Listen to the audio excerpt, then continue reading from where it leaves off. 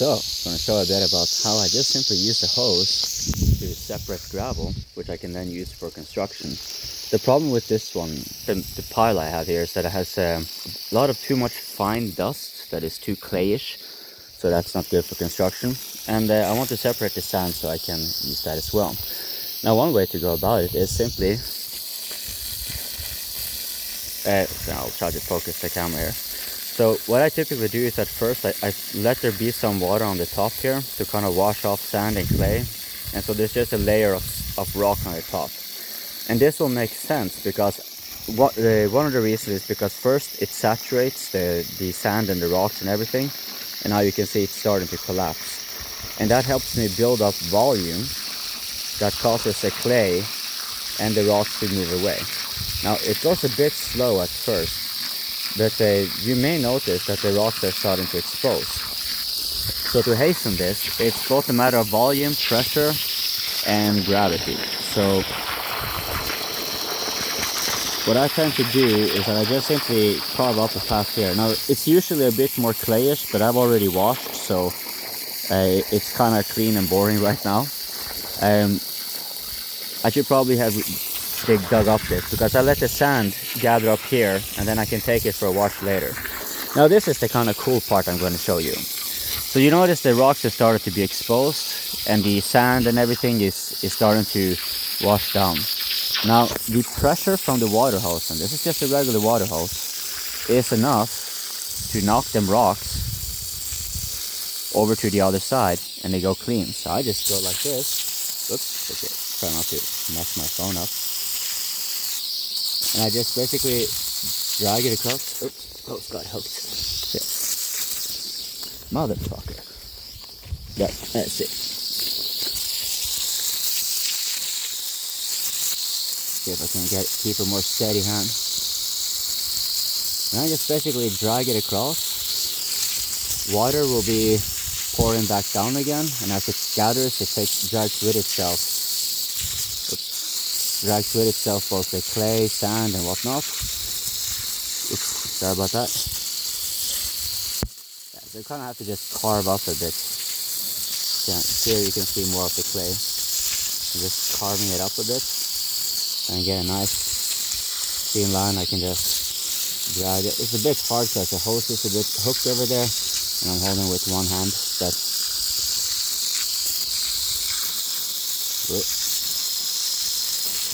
yeah, the bigger rocks will be a bit problematic, but you can see it's kind of just, so now you have a decently clean rocks over there, and that's, you know, I can just use the pressure to just push them over as it is, and I have a pile over there. So when I wash them over there, it's less of it goes down here, less sand and whatever, and more of it goes down here where I can kind of collect it and let the clay sink over to a hole where it's less clogging of a problem. Because here you see it will run down to the house, and I don't want to have any of it accumulating in the basement. So obviously you can, now I'm just demonstrating, and I'm just playing around a little bit too. It's not the most effective way to go about it, but it's really easy and leisurely. It's a Sunday, so I kind of have to keep things quiet around here. That's the rules. So like I said, it's an easy. So if you want to expose them again, here again I should have dug it up so I could build more momentum. It's more clayy now. So, but as you get momentum, you see it just washes away. This is what I was trying to show a bit earlier. And you get the momentum alongside with gravity. So sometimes you just move the hose a little bit down and it loses its support. And everything that is above, because it's saturated, it just pours. Now what happens is that the rocks, they will tend to interlock with each other more readily because of their size. And, oh god damn it, this piece of shit is starting to annoy me.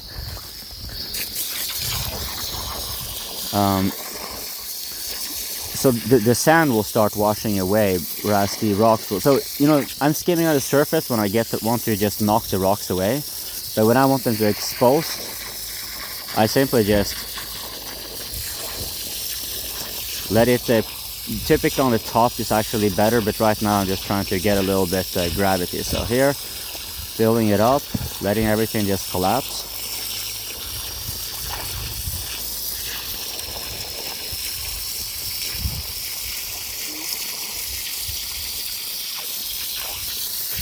That's it. So you use the hose basically to make the path. You can see it just it adds the momentum and water needed to make the rest just go down. Let's see if I can. Now you can also just take. I found it better for me to take it from the side like this and just knock it over.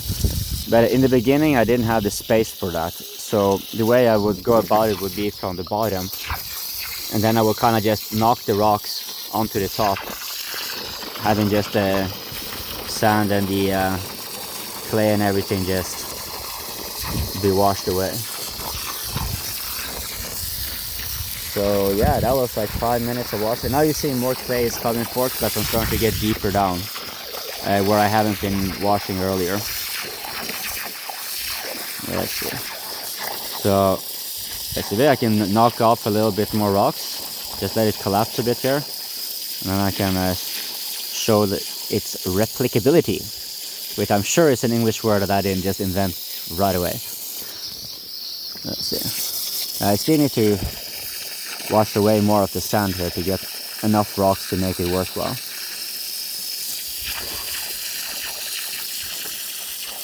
So you can see here, that's basically what we're having. I'm not using the most effective way. It's like usually it's better to kind of work your way up as such. Oops, sorry for the camera. And then you, like I showed you in the beginning, you kind of knock the rocks back, and then you try to have things, so the sand underneath shows, and now you can see like it's just piling up a bunch of rocks. And when you just remove the support like that, you see now it's a bit more effective because I had let more water build up, so that when it was released, the sand and the clay was more readily washing away, whereas the rocks remained close enough to the surface that I can just now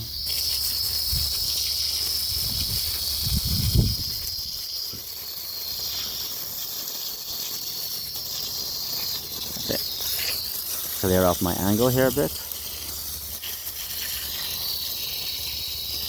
So if you just go straight in on them, you might notice it just stops because they support each other. So you scrape them on the surface and they will readily just fly off. Don't need a lot of pressure for that. But if they are a little bit like stuck into the sand, you just go a little bit below it. You know, see, that will be loosening them up. Being in the water also, relatively speaking, will make them lighter, so they will be more susceptible to the pressure of the hose. So then you can just knock them over. So you're basically using pressure and gravity up against each other to do much of the rough work for you. Sometimes a little bit of preparation with the hoe and the shovel to kind of unearth things and expose it. It's a bit quicker than going by with a hose. But as you can see, like, this is an easy way, because if you did not use the hose like this, you would typically need to let the water settle and then you scrape it off. Here you can kind of use both of it. You just knock the rocks upwards while you let the water that accumulates anyways carry with itself the sand and the clay. So more clay coming up. Yeah, I'd like to wash a bit more. Well, this video is getting long enough, so I'll instead just show you what we got on this side. So now I just wash this one a little bit more, scrape it down with a hoe, and shovel it over there. And yeah, in the end, all the clay will be washed away. You see here, and it will be mostly sand. I'll probably have to shovel away the sand but I just like the space for it right now. But yeah, then the sand is this is granite and quartz, so it's excellent for construction. So that will save me a lot of money instead of having like this ready. This is not pure cement; it's already mixed, and sand is kind of, for whatever reason, expensive to get here, so just basically making it myself here. That's really it. So yeah, hope you enjoy. And yeah, enjoy.